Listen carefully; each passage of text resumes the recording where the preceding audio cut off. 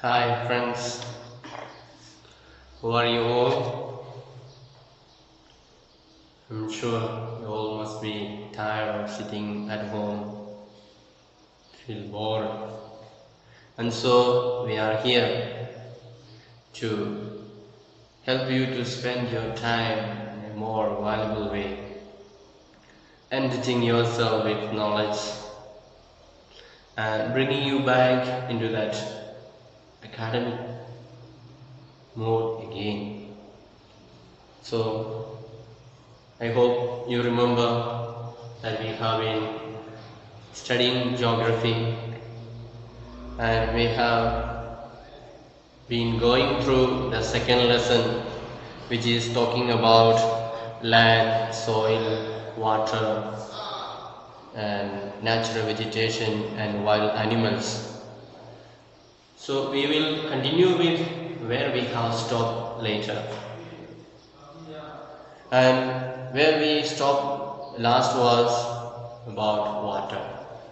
Now in this class we shall learn about the next topic, that is natural vegetation and wildlife.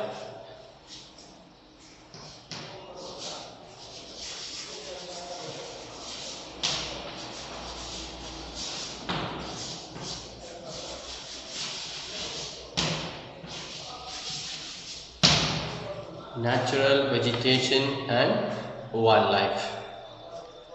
We know natural vegetation means the thought that is coming immediately to our mind is about the vegetable that we see in our daily life or we use in our daily life. But when we say in geographical terms, vegetation, natural vegetation means not just the vegetables alone. Every plant, the small plants and to the huge trees, everything includes in the natural vegetation. So we'll be talking about all the plants, whether it is small or big, everything we'll be studying about them, and all that is included in this topic, natural vegetation. And we know they are very much important for our life, to sustain our life on this earth. If you examine your own houses, you'll find so many things are there which are made of these plants and trees. The food that we eat, it is most of it is coming from the natural vegetation, from the plants. The dress that we use, the thread, everything is made from the trees or from the plants. And the shoes that we wear, the skin is used from animals, so that is also coming from this wildlife. And so many other things what we use in our daily life, the tables, the furnitures, all that is made of this natural vegetation.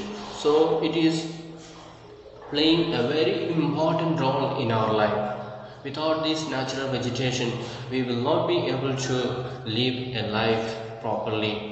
So they are very much essential for us and we need them, then only we will be able to go on living our normal life. So it is our responsibility to take care of this natural vegetation as well as wild animals. So let us see in detail about the natural vegetations. And we can say where this natural vegetation can be found. We can find naturally in this earth where we live, isn't it? Where we live, the natural vegetation also is found. So we can say there are three spheres are there. There is lithosphere. Lithosphere means the area where we live, the soil, the sand, the stones, all these are called lithosphere. Then hydrosphere, that is the area covered with water. Hydro means water, hydrosphere. And another one is called the atmosphere, where we are living, the area that is surrounding us, that is especially including the air. So this lithosphere, hydrosphere and atmosphere, all these three areas are surrounding us, and it is there these living beings the natural vegetation as well as the wildlife exist and survive. So the area that is called biosphere. All these three spheres together we can call it biosphere. We know the meaning bio. Bio means life, about life. So without this sphere we will not be able to have life. The living animals will not be able to survive there. So we call it biosphere. So in this biosphere, living beings are interrelated. So we cannot say I can manage by myself, I don't need others, I don't need the animals, I don't need the trees. If we say that way, then we are totally wrong. So in this biosphere, the animals, the trees, they are all interrelated and interdependent. Without one, other cannot survive. We need each other. We need the help of each other. Then only we will be able to live our life properly. For example, we can say the trees are supporting the life of the animals. The animals find shelter in the trees. The trees are providing oxygen for the living beings. They try to protect the soil with their roots. They hold the soil very tight with their roots so that the soil remains firm. It is not lost. And also it is helping us to prevent the strong wind and so on, so that our houses are all safe. So these trees are doing a lot of work for us, wonderful things for us, and we need their help. And also we can say they are providing for us so many things. The plants, they provide timber for us. In order to make our houses, we need a lot of timber. In order to make furnitures, we need a lot of timber. All these things are provided from the forest by the natural vegetations. And we also get a lot of products from the forest, from the trees. We get a lot of fruits, we get a lot of nuts and different types of gums, different types of barks. We get a lot of natural medicine. So many things we receive from this forest, and everything is coming from this natural vegetation, which are very much essential for us. Therefore we have to say that is very much important. This natural vegetation is very much important for us. And in your own area you will find different uses are there. A lot of herbals are there, a lot of plants are there which are very much essential for human beings. Some are used as a cure for different types of sicknesses. Some are used for as a feed for animals. Some are used for human beings and so on. So you will know there are different purposes, different usefulness are there of different plants and trees. So we should remember that nothing is useless, everything is useful, everything has got its own usefulness. Therefore we need to remember, we need to realize that it has got so much of usefulness. And so the importance of trees, it is very much essential, very much needed for us to survive on this earth. And when we talk about wildlife in this world, we know so many types of animals we have in this world. When we say the wildlife, not just we are talking about the animals that are living in the forest, they are also included, but every living being that is included when we talk about wildlife. The animals, whether it is a domestic animal or wild animal, and small creatures that are found, the worms, the small germs, all that is found, they are also included in these living animals. And the birds that are flying, the small birds and the big birds, everything is included. And the fish that are found in the water, the frogs, the fish, different types of fish, the biggest animal in the world you will find in the water, the blue whales. So that also is included. And small earthworms, or even smaller than that, so many small creatures you will find in the soil. All that is included when we say the wildlife. So that is also included. And some of the insects, animals, we know they provide us milk and they provide meat for us. Hides for us, hide means the skin. The skin of the animal is used for making bags, for making shoes, for making so many other products from the leather. And some of the animals, it is providing wool for us to make different types of warm clothes, dress. So woolen clothes, especially we get it from the animals, from the sheep.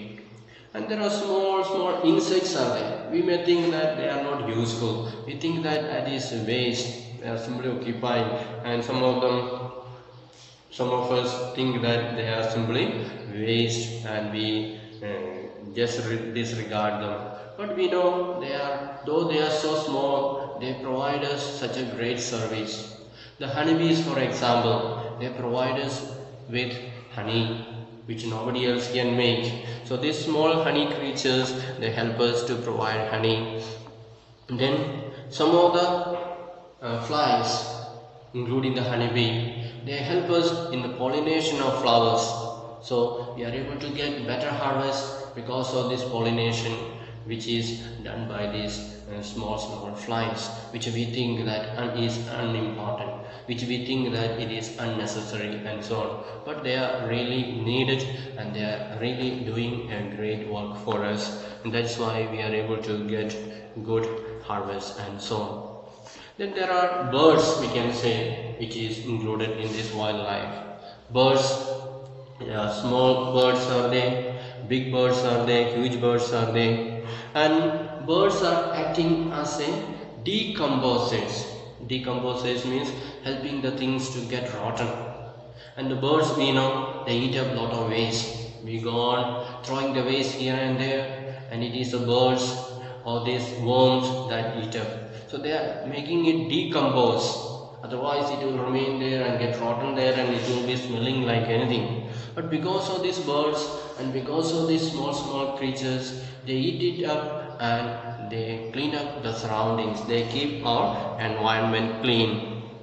And among the birds, when we say, we can especially mention the bird called a vulture. Vultures are called scavengers. They eat the dead body of the animals. If they are not there, then all this dead body will be getting there, remaining there for days and months, and the whole area, the whole atmosphere will be filled with smell, bad smell, rotten smell, and we can imagine how we will remain in this area bearing up that smell, and most of us will fall sick. So these birds, they eat up all these dead bodies, the dead creatures, and they clean up the surroundings, they clean up the environment and make it a very suitable place for us to live on. So it is all to help us to live a better life in this earth. So we should not think that the animals, only big ones are useful or small ones are not useful. We should not have that kind of ideas. Whether they are small or big, they are all useful, they are all doing great service to keep the ecosystem balance on this earth.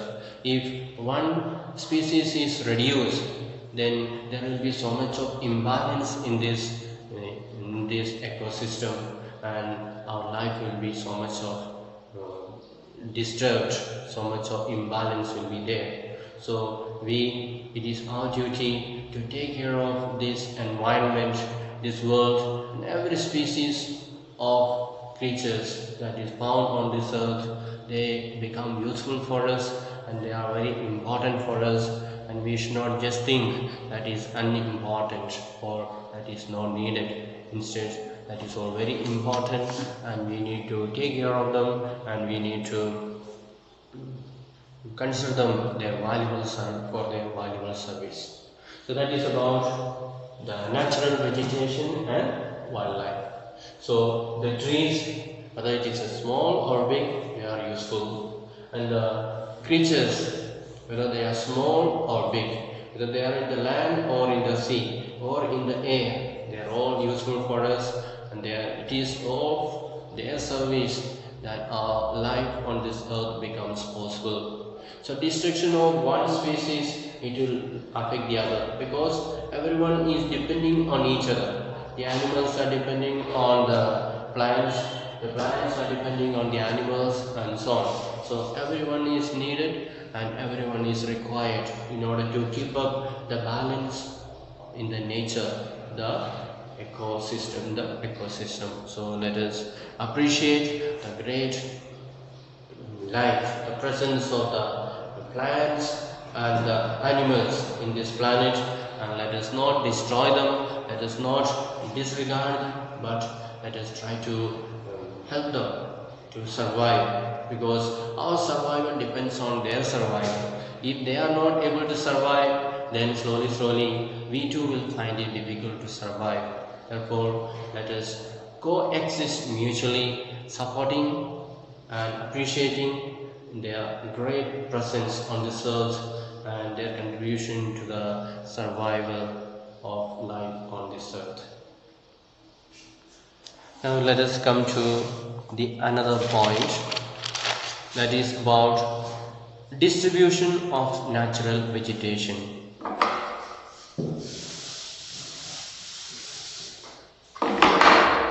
We already said about natural vegetation. Now let us see how they are distributed on this earth, which are the places and what are the types of vegetation or trees that are found on this earth. Let us find out.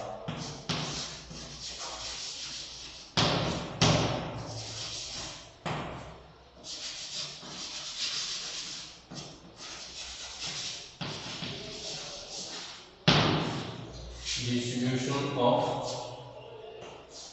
of natural vegetation.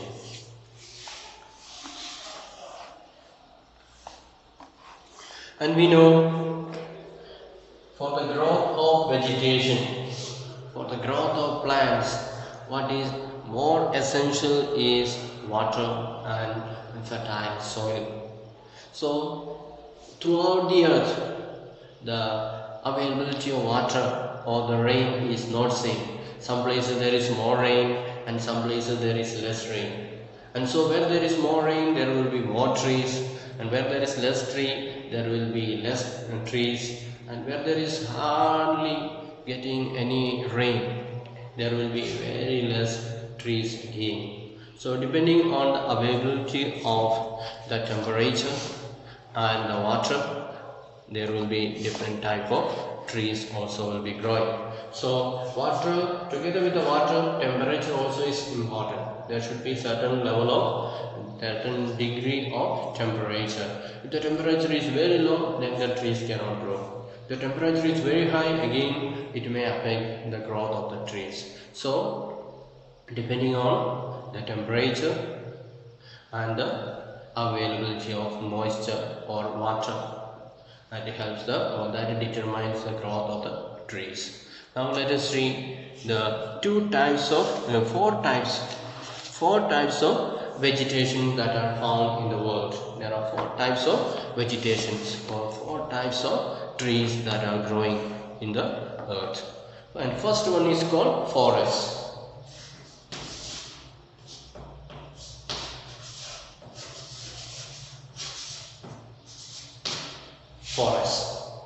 Forest means where we will find very high, tall trees. That is called forest. So, what helps the trees to grow very tall, and it will be grown very thick, close by, like a wild forest where we enter. The trees will be growing very thick, and huge trees, very tall trees will be there. The reason for that is there is very high amount of rainfall, high degree of rainfall. That is the thing that is affecting the growth of the forest, the amount of rainfall. So the areas which gets very high amount of rainfall, they will be having, that area will be having lot of forest. They will have very high trees and trees growing very thick. That is called forest.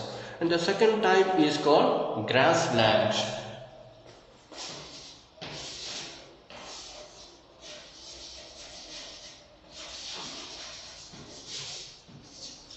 Grassland. So where there is very high amount of rainfall, the forest will be growing, very huge trees will be growing. And if the rainfall is little more less, then that area will not have forest, there will have less trees. is called grasslands. There the trees will be shorter and it will be far not growing very close by very thick forest, but very thin forest, and the trees will not be that tall as the forest. And there will be also some grass will be growing. Grass means tall grasses like bamboo. Even bamboo is called a grass. So small trees and the high grasses, something like bamboos, also will be growing in these grasslands, because here the rainfall that is less here. That's the reason why here tall trees or forests are not available. So grassland is having small trees including grass because of the less rainfall here. And again there are another type of forest is called scrubs.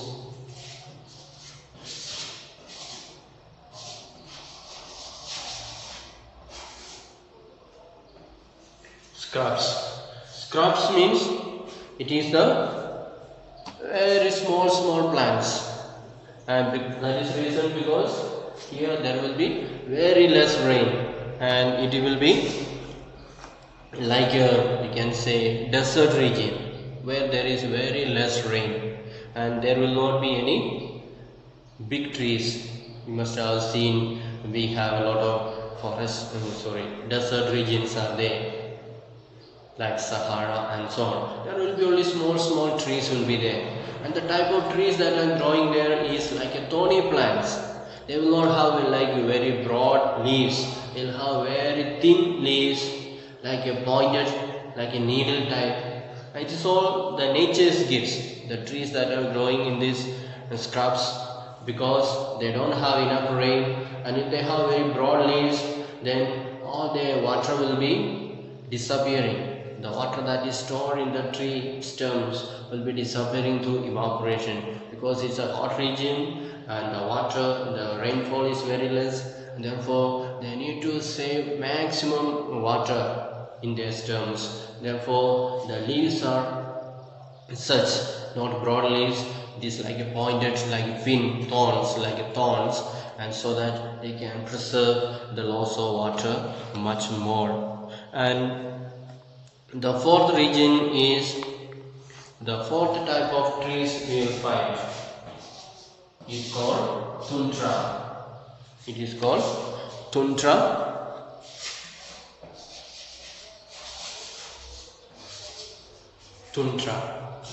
Tundra is another type of region, or another type of region where this natural vegetation is growing. And this one we will find in the Arctic regions, in the polar regions. The Antarctic region and the Arctic region we will find, because these two regions are always covered with snow and ice, and no tree is able to grow there, but some small plants will be there which is able to survive in that cold climate. Some small green grass and so on. Not much, not in large amount, but small plants will be growing here and there in between the ice. That is called the tundra vegetation. So we have these four types of vegetations. First one is forest, where the trees will be very tall and huge trees, and they will be growing very thickly, because the main reason is they receive more rainfall. And the other places where the rainfall is moderate, not very less and not very high, there we will have grasslands, the short trees and the different types of grasses that will be found there in the grasslands. Then the third type of natural vegetation is scrubs, where there will be small trees. It is the region where like a desert region where there will be very less rain, and so small trees will have their leaves like a thorny plants. Most of them will be thorny plants, and it is there to preserve their water. The little water stored that they have should not be lost. In order to keep it, they have a type of leaves. Then the fourth type of natural vegetation is called tundra vegetation, and that is mostly found in the polar regions, where throughout the year the area is covered with ice and snow, and so the lot of vegetation is not able to grow. These small grasses can grow here, very short grasses which are green, mosses like, which can survive in the ice, and so that type of grass will be found here in the tundra region. That is the four types of natural vegetations there. Then we can say the forest, we can divide them again into two.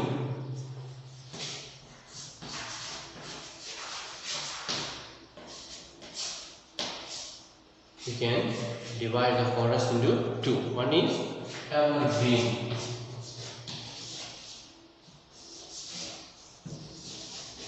Another one is deciduous.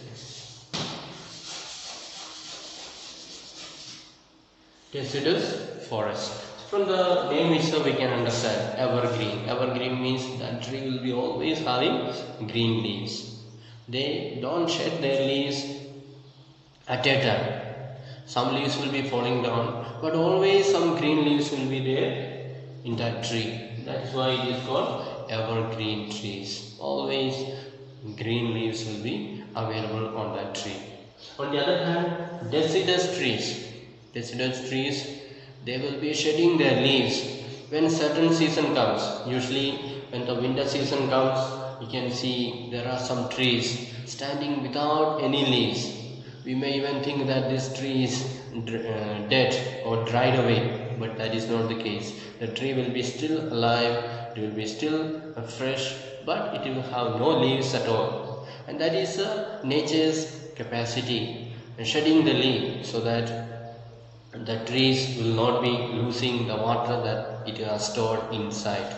It's a way of preserving the life in them. So once that winter season is over, the spring comes, then the new leaves come, the flowers come, the tree becomes alive again. So two types of trees. One is evergreen. It will shed the leaves, but not at a time. All the leaves together it will not shed. It will not drop all the leaves. Some leaves will be always there in the evergreen trees.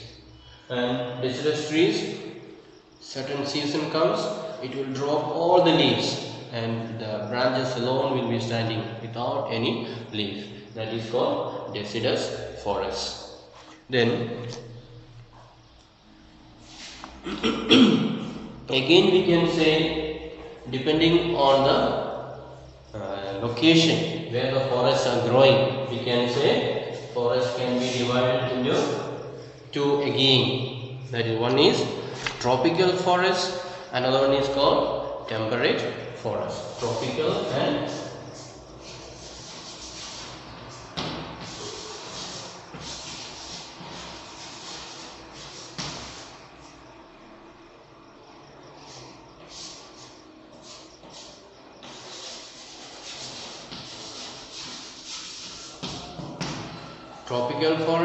temperate forest. Tropical means the area which has got very high temperature.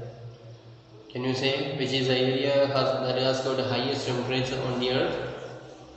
It will be the place near to the equator, the center of the earth. That place will have the highest temperature near the equator. So the forests that are found closer to the equator, both sides of the equator, that is called tropical forest. The trees that are growing there, that highest temperature area, that is called tropical forest. Then as we move away from the equator towards the east and the south, towards the south and the north, then the temperature becomes less and less. That is called temperate forest. So the forests that are growing where the temperature is moderate. Temperate means moderate. Temperature is moderate there, not very hot and not very cold. That place where the forest growing in that area, it is called temperate forest. So depending on the climate where it is growing, we can say there is tropical forest where the temperature is very high, and the temperate forest where the climate or the temperature is moderate. That is about the different types of forest, which is divided according to the different depending on the different types of trees, different type of climate, and so on. Now, if you look at in today's world, we will find the population of the world is increasing day by day. If you take the population of some 200 or 300 years ago, 2 or 3 centuries ago, the population was much less. And now in the last 2-3 centuries, the population has increased several fold. And if the population is increasing, then we need to make sure the food production also is increasing in order to satisfy the hunger of the people. Otherwise, the population will increase and the people will be starving without food. So most of the people, what they do is they have no place for cultivation. As the people are increasing, they don't find the place to cultivate and produce more grain, food grains. So what they do is they go and attack the forest, they go and cut down the forest, and they start cultivating there. So as a result, in the world today, the area of the forest is becoming less and less. Forest is disappearing. The trees are cut down. The areas are plowed, and people are using that area for cultivation. And so the human life on this earth is threatened. Without this natural vegetation, without the forest, we know the animals will be suffering, the human beings will be suffering, the soil will be suffering. So a lot of complications will be there in the ecosystem if this forest is vanishing, if the trees are cut down. So it is our duty, our responsibility to educate the people, to make them aware about the importance of the trees and the forest and the wildlife, natural life, and so on. So we need to take initiative to educate others, to help others, to explain to them about the importance of animals, forests, and so on. And therefore we should do our level best in order to protect the soil by planting more trees, because the less trees, the less oxygen is produced, carbon dioxide increases. The trees are there, they are able to beautify the air, they are able to protect the soil, they are able to provide food for us, shelter for the animals. So a lot of things are there, all these things are required, and it is all possible if the forest remains tame. If you reduce the area of the forest, then the life on this earth becomes less and less possible. It becomes tough for us to survive. So my dear friends, as you are growing up, use your talents, use your time, use your energy to help to make the environment more richer by planting more trees, by telling others about the importance of trees, by preventing the destruction of the forest, and so on. That way we will be able to do great service for the coming generations to survive, help them to survive on this earth, help them to live a better life, a rich life on this earth by having the ecosystem, keeping it perfectly, and by interdepending, by interrelating each other and living a very good, healthy life. So thank you for listening to me, and we will meet again in the next class with the remaining of the topics. Until then, bye.